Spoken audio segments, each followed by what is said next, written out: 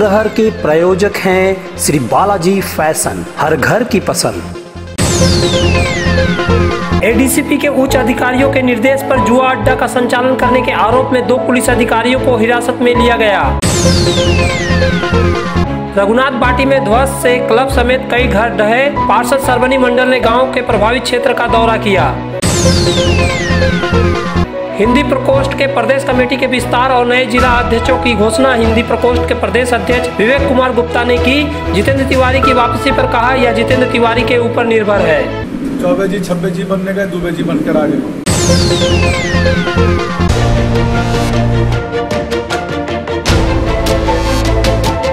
विधानसभा चुनाव के पश्चात से ही विपक्षी दलों द्वारा राज्य में बिगड़ती कानून व्यवस्था का आरोप लगाया जा रहा है। वहीं आसनसोल दुर्गापुर पुलिस कमिश्नरेट के अंतर्गत हीरापुर थाना पुलिस के 2 पुलिस अधिकारियों पर जुआ अड्डा संचालन करने का आरोप लगा है। एडीपीसी के उच्च अधिकारियों के निर्देश पर पुलिस की एक टीम द्वारा बनपुर के रामबांध स्थित एबी टाइप के क्वार्टर में छापेमारी की गयी, जहाँ जुआ अड्डा के संचालन के आरोप में हीरापुर थाना में कार्यरत SI जयंत दुलाई और ASI तापस घोष को हिरासत में लिया। इस घटना के बाद से ही पूरे कमिश्नरेट में हलचल का माहौल है। वहीं हिरासत में लिए गए दोनों पुलिस अधिकारियों को साउथ पीपी में रखा गया है। घटना को लेकर किसी भी उच्च पुलिस अधिकारी से संपर्क किए जाने पर संपर्क नहीं हो पाया है। इस घटना ने हीरापुर थाना पुलिस की कार्यप्रणाली पर सवालिया निशान लगा दिया है। साथ ही असामाजिक क्रियाकलाप में पुलिस की भूमिका होने से आम लोगों में पुलिस की छवि को दागदार कर दिया है। Hey there. Subscribe to my channel. And also press this bell icon. Asansol नगर निगम के वार्ड 20 के रघुनाथ बाटी क्षेत्र में बुधवार की रात ध्वस्त हुई, जिसके कारण विभिन्न घरों में दरारें देखी गई और शिव शक्ति नामक एक स्थानीय क्लब जमीन दोज हो गया। गुरुवार की सुबह वार्ड पार्षद सरवानी मंडल ने गांव के प्रभावित क्षेत्रों का दौरा किया। उन्होंने कहा कि ECL अधिकारियों द्वारा 3 साल पहले भूसंकलन के बाद भूसंकलन संभावित क्षेत्र की पहचान कराने के बाद ADD अधिकारियों ने क्षेत्र के निवासियों के नाम पर एक कार्ड जारी किया ताकि उन्हें पुनर्वास परियोजना में घर मिल सके, लेकिन अभी तक ग्रामीणों को पुनर्वास नहीं मिला है। उधर बीती रात हुए भूसंकलन के बाद इलाके में दहशत फैल गई है। बीती रात कई लोग दहशत में घर पर सो नहीं पाए और दूसरे लोगों के घरों में शरण ली। पार्षद सरवनी मंडल ने कहा कि प्रशासन को सूचित किया गया है। नगर निगम के प्रशासक अमरनाथ चटर्जी ने कन्यापुर फाड़ी पुलिस को ढहने की सूचना दी है। उन्होंने आगे कहा कि रघुनाथ बाटी क्षेत्र में 3 निजी स्वामित्व वाली कोयला खदानें थी, जो खदान के राष्ट्रीयकरण के बाद से रेत ठीक से न भरने के कारण अलग अलग समय पर ध्वंस की घटनाएं होती रही है। उन्होंने ECL अधिकारियों से प्रभावित परिवारों को तुरंत पुनर्वासित करने की अपील की। पौर निगमेर 20 নম্বর ওয়ার্ডের রঘুনাথবাটি গ্রামে গতকাল রাতে ধস নেমেছে। তার মধ্যে বিশেষ এফেক্ট হয়েছে শিবশক্তি ক্লাব, একদম ভেতরটা বসে গেছে।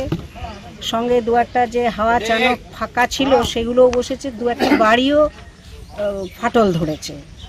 এর আগে 3-4 বছর আগেও এরকম হয়েছিল। আমরা ECL কর্তৃপক্ষকে জানিয়েও ছিলাম। এডিডিএ থেকে এসে পুরোটা সার্ভে করে আমাদের এটা ধসপ্রবণ এলাকা বলে সবাইকে আইডেন্টি কার্ডও দিয়েছে। এখন দেখা যাচ্ছে আইডেন্টি কার্ড আছে সবারই, তো এখন দেখা যাচ্ছে এই ধস আরম্ভ হয়েছে। ক্লাবটা আজকে গেল, 2 জনের বাড়ি ফাটল ধরেছে। গ্রামের লোক তো সব রয়েছে, সবাই আতঙ্কে রয়েছে যে কখন কার বাড়ি চলে যাবে। সব মানুষজন আমরা হুড়মুড়িয়ে তলায় চলে যাব।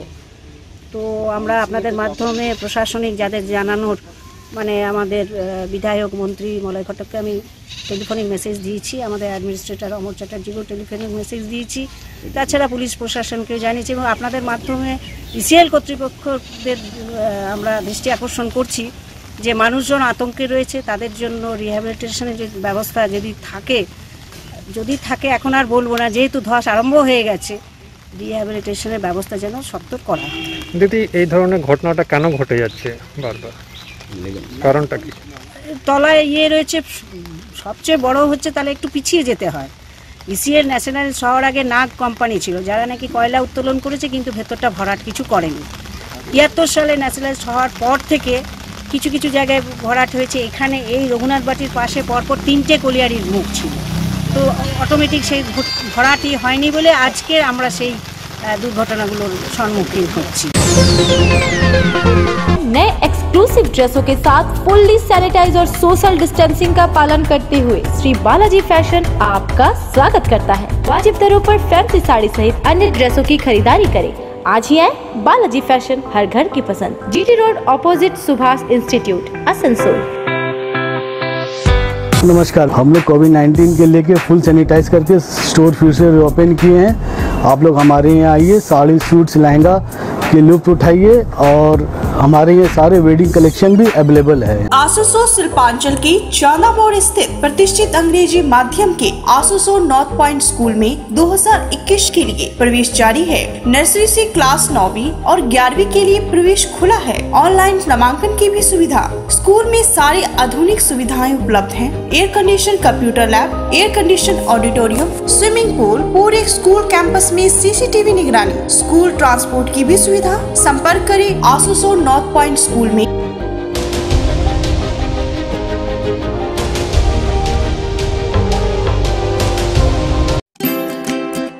किसी भी घर की शान होती है उस घर में रखे फर्नीचर्स, और आपके सपनों के महल को आकर्षक फर्नीचर्स के साथ सजाना हो तो आप सीधे चले आए मॉडर्न फर्नीचर गोदली। जी हाँ, गोदली समीरन राय रोड स्थित मॉडर्न फर्नीचर आपको आकर्षक फर्नीचर के रेंज वाजिब दरों पर उपलब्ध कराते हैं। हमारे यहाँ ब्रांडेड, नॉन ब्रांडेड फर्नीचर, सागवान वुडन आइटम जैसे bed, sofa set, dining table, centre table, wardrobe के अलावा स्टील अलमीरा, प्लास्टिक चेयर, सोफा के फुल रेंज सहित कई तरह के फर्नीचर बाजार से कम दरों पर इजी फाइनेंस के साथ पाए जाते हैं। तो घर को आकर्षक बनाना हो या शादी के लिए फर्नीचर लेना हो, सीधे चले आए मॉडर्न फर्नीचर, गोदली समीरन राय रोड, गुरुद्वारा के करीब, आसनसोल। विशेष जानकारी के लिए कॉल करें 8927603597।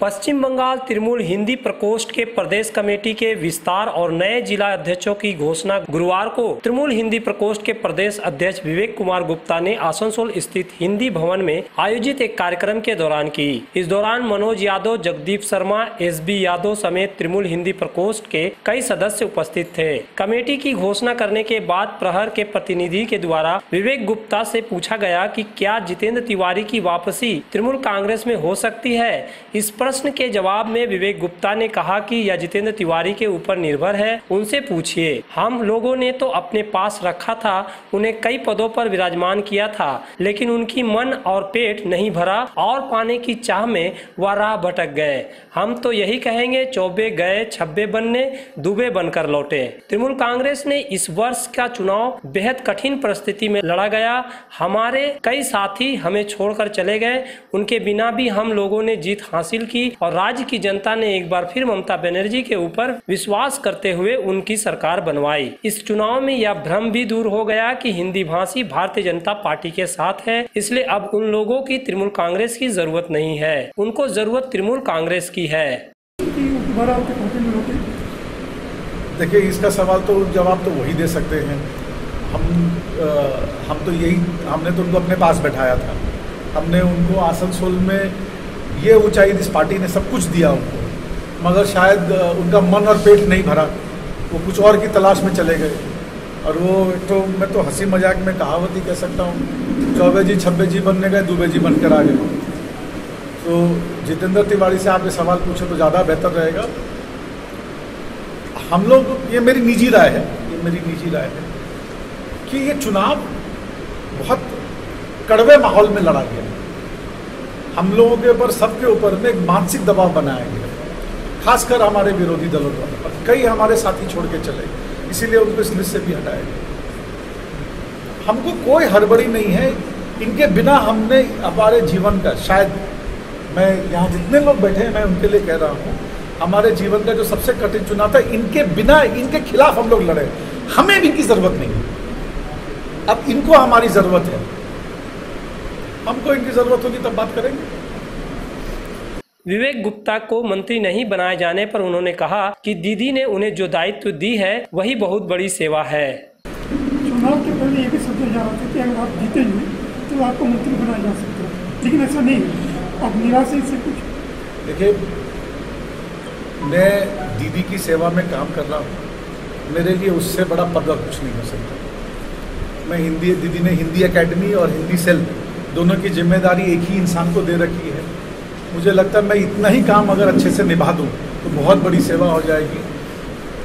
काम सेवा का होना है, काम समाज का काम करना है, किसी भी रूप में किया जा सकता है। और आने वाले दिनों में हिंदी एकेडमी का, मुझे नहीं पता आप लोगों को मौका मिला कि नहीं मिला, बट मार्च में हुआ था, मार्च में हिंदी एकेडमी ने यहाँ पे बहुत सारे प्रोग्राम्स किए थे। मार्च में हर साल नहीं, कलकत्ता जो मेन हिंदी एकेडमी, हम लोगों ने यहाँ नाटक उत्सव किया था।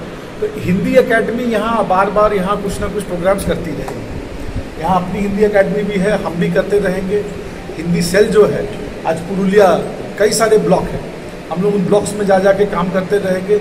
हम चाहते हैं हमारे लोग, हमारे स्टूडेंट्स, 2010 में 1000 हिंदी मीडियम स्कूल्स थे, 2020 में 1600 हिंदी मीडियम स्कूल। इस बार का जो बजट दीदी ने खुद पढ़ा था जनवरी फरवरी के आसपास, वहाँ दीदी ने कमिटमेंट दिया है कि अब से 100 हिंदी मीडियम स्कूल हर साल बनेंगे।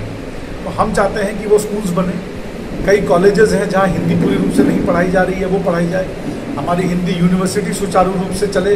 ऑलरेडी ये फर्स्ट ईयर है जहाँ 1000 बच्चे वहाँ पे दाखिला लेके पढ़ रहे हैं। आगे आने वाले दिनों में और काम होगा। तो मुझे हिंदी भाषा भाषी समाज के लिए काम करना है, चाहे जिस रूप में भी दीदी आदेश करेगी, हम उस रूप में काम करेंगे। Hey there. Subscribe to my channel. And also press this bell icon.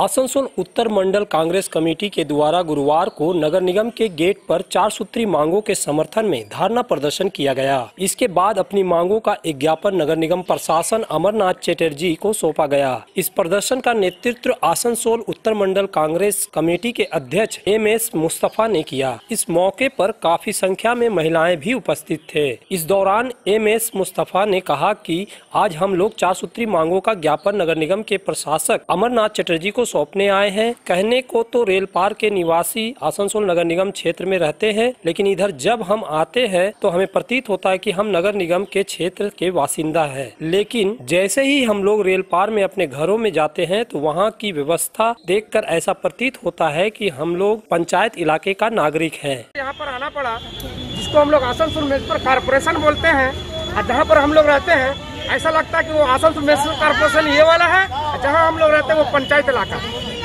तो हम लोग ये दावी रखने के लिए आए, जो हॉस्पिटल के पास में जो इलाका है कचरा कीचड़ से भरा हुआ रहता है, गर्मी के दिन गड्ढा रहता है, हमारी माँ और बहनें निकल नहीं सकती, चल नहीं सकती बाजार हाट करने के लिए। दूसरा दावी हम लोगों का है, जो ओके रोड और बाबू तालाब का जो रोड है, जो BC राय रोड से जोड़ता है, जो मेन रोड से बाईपास जाने का रास्ता होता है, वो दोनों रोड इतना डैमेज है, वहाँ बाढ़ पानी नहीं आया है, ना पानी आया है, मगर रोड इतना ही खराब है तो लोग अपने घरों से निकल करके ईटा और बालू भर रहे हैं, तब गाड़ी वाली चलने आदमी चलने का रास्ता हो रहा है। तीसरा है जो गुराई नदी, जो हम लोग अगला बार कारपोरेशन हमारे पुरान भाई काउंसिलर थे कांग्रेस के, तो हम लोगों ने नदी से साफ सफाई करा करके गार्बेज को हम लोग बाहर निकाल करके फेंका था, मगर अफसोस है नदी का सफाई होने के अलावा वो अपना सहूलत के लिए गार्बेज उसी किनारे रख दिया, मलबा उसी किनारे रख दिया, मलबा हटाया नहीं, जिसके कारण से बाढ़ पानी नदी में तैरा। चौड़ा हम लोग का बात है, मुसद्दी मोहल्ला सिद्दीक ब्रिज के पास में जो ड्रेन है, वो ड्रेन हमेशा जाम रहता है। हमारे चेयरपर्सन शाकिर भाई और ताहिर भाई गए थे देख कर आए, वो अगर साफ सफाई हो जाए, ये रेल पार का इलाका, हमको नहीं लगता है कि सिर्फ इसको वोट के लिए इस्तेमाल किया जाता है। जब इसको काम मांगने के लिए आता है तो इसको 1 किलो चावल और 1 टाइम का खाना दे करके ये समझता है यही उन्नयन है और यही तरक्की है। लोगों को ये चावल 1 किलो देना बंद करो और 1 टाइम का खाना देना बंद करो। ये इलाका दलित इलाका नहीं है जो आप लोगों को दौड़ाते हैं और दौड़ा करके लोगों को पार्टीबाजी करते हैं, बुड़बक बनाते हैं। लोगों को काम चाहिए, लोगों को साधन चाहिए। हम ये अपील करते हैं कारपोरेशन से कि कारपोरेशन अपना काम करे, और मंत्री जी को भी आश्वासन यहाँ कारपोरेशन को द्वारा देना चाहते हैं कि इंडस्ट्रीज का मांग करिए, कल का खाना का मांग करिए, ताकि लोग काम करें। और जब काम करेंगे, नौकरी होगा, तो हम लोग के इलाके को लोग ऐसे बहुत से 50-100 लोगों को खाना खिला पाएंगे। কংগ্রেস দলটা একটা সাইনবোর্ড হয়ে গেছে। কংগ্রেস দলের কোনো অস্তিত্ব আর পশ্চিমবঙ্গ কেন ভারতবর্ষেও নেই। তাই শুধুমাত্র এই পেপারে আর টিভিতে আসার জন্য এরা এইসব নাটক করছে। আজকে রেলপারে যা উন্নয়ন হয়েছে বিগত 10 বছরে, তার আগে স্বাধীনতার পর এত উন্নয়ন কোনোদিন হয়নি। আজকে রেলপারে সব রকম রাস্তাঘাট থেকে শুরু করে, ড্রেন থেকে শুরু করে, নদীর পার বাঁধানো থেকে শুরু করে হাই ওভারহেড জলের ট্যাঙ্ক থেকে শুরু করে সব কিছু আজকে রেলপারে তৈরি হয়েছে বিগত 10 বছরের মধ্যে। তো যারা এই উন্নয়নটা দেখতে পাচ্ছেন না, আমি বলবো যে তাদের চোখটা দেখানোর জন্য, তাদের চোখের চিকিৎসা করার জন্য।